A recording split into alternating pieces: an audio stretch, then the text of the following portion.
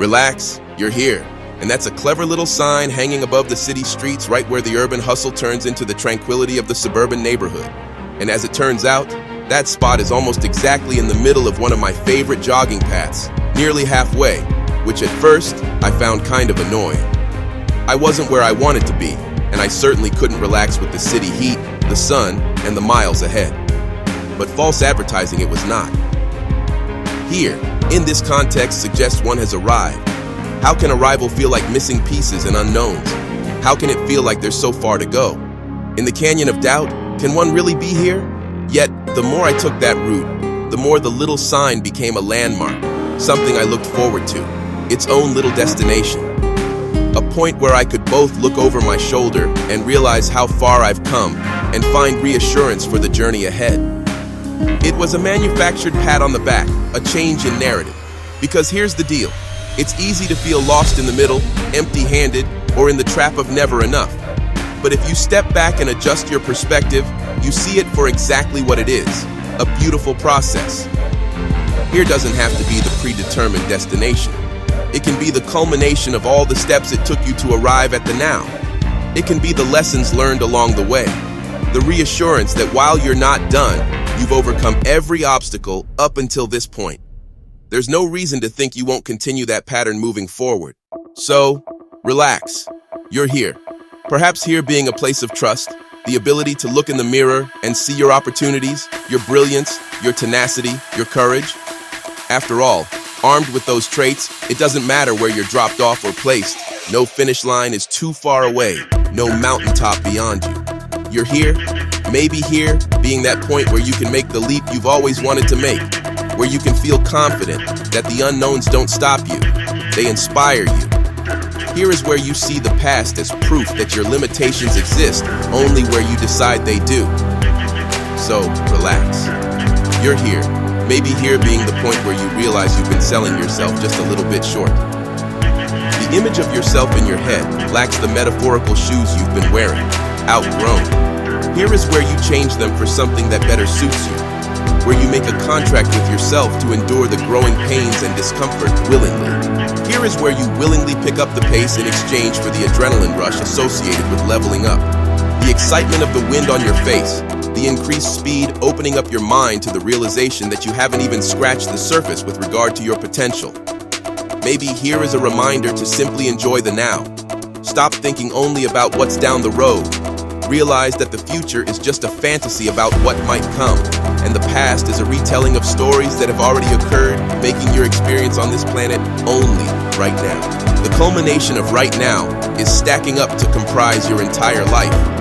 While the destination is the purpose that pulls you through, the very idea of a destination is essentially trading a current right now for a future one. So maybe look around and enjoy what you have.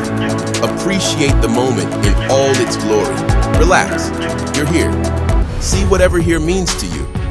It's essential that we know, even in the heart of the storm, the chaos of battle, mid-journey, that you have everything you need, not just to survive, but to adjust, re-examine, identify what means the most to you, and follow that like your life depends on it. Relax, you're here.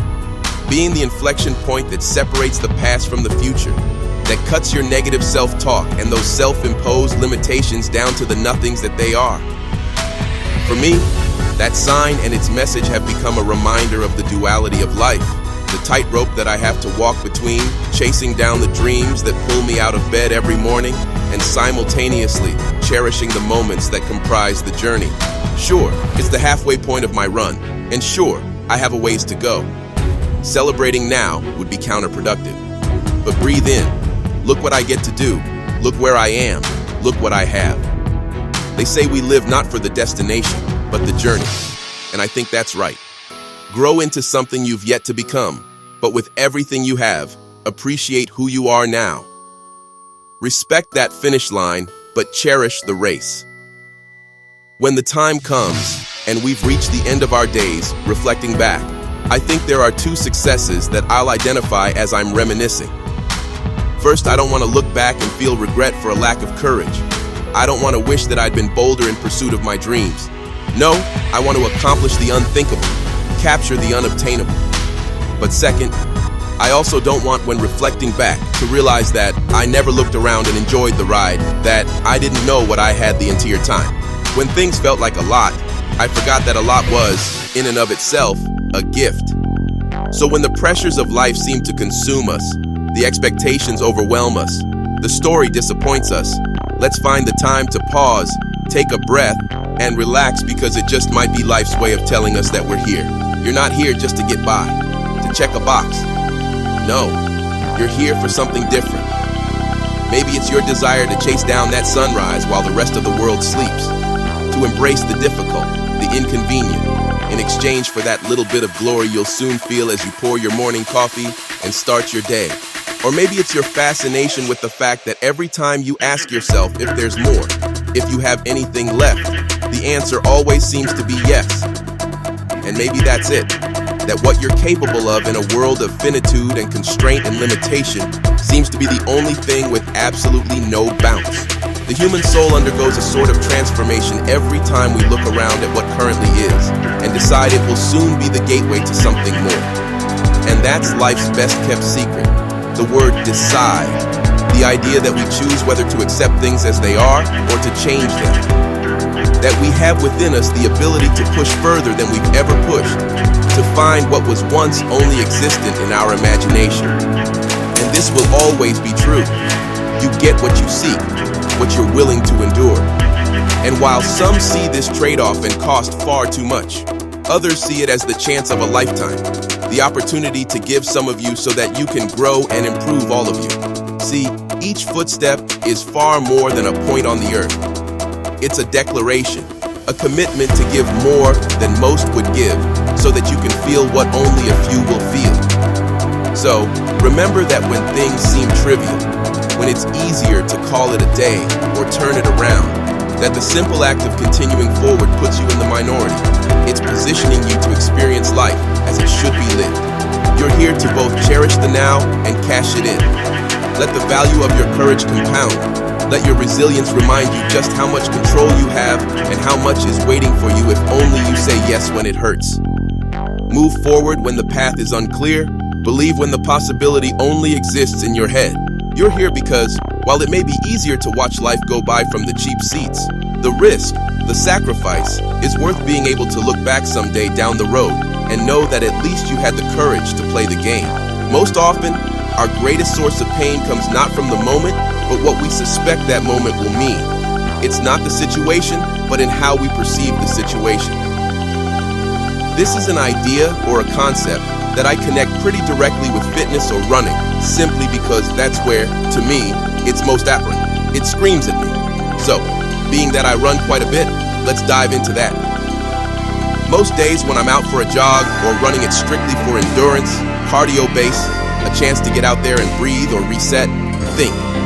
But then there are times when I say to myself, this run's gonna be a little different. It's gonna be dedicated to seeing what I'm made of. I'm going all out, going to push. What I find is that as I gradually increase my speed over the course of the 8-mile route, is that my brain likes to focus on what's ahead. It becomes fixated on how much is to come, consistently warning me about the distance yet to be traveled and asking whether I have enough left in the tank to get there. It's most extreme in the last mile or so when my body is most exhausted, when I'm pushing as hard as I possibly can. It's a straight shot, right? I'm looking up at the road ahead. My eyes are constantly reminding my brain that I'm not yet done, that there's more, creating an association between more road and more hurt. In a way, creating a little cycle of panic that sometimes appears and hangs out as I'm simultaneously talking myself out of slowing down. Now is not the time to pump the brakes. I've come too far, and the finish line is so close. It eventually dawned on me that while the adversity contained in this last stretch of the run is difficult, it's the idea that more waits ahead. That's what hurts the most. It's not the body, but the internal voice that's creating the discomfort. In fact, I bet I could run for hours and hours and hours at this speed if it were a life or death situation, if I had to. It's not the task laid out before me, it's my perception. And so, this little line has helped me rethink and readjust my approach, not just in situations like this, or when doing interval training or working out, but when trying to do everything else associated with my life, grow my business, build a brand, nurture relationships, push boundaries in any other aspect of what I do. 3 words: stay within yourself. It goes to the idea that your job is so incredibly simple that it's almost insulting. Put one foot in front of the other, sure. Look up so you know where you're going, but you don't need to analyze or interpret or dissect. There's no gap between there and here, then and now. There is only this moment, and so step again and again and again. When the brain starts thinking about how much is left to go, I've betrayed the mantra. Nothing external is allowed. Stay within yourself. You have a job to do, and you're beyond capable of doing it. But the external must be kept out. The distraction must be kept at bay. And sometimes, when you get it right, you hit this stride, this pace that is equivalent to flying, a rhythm that's unparalleled. Stay within yourself, step by step by step,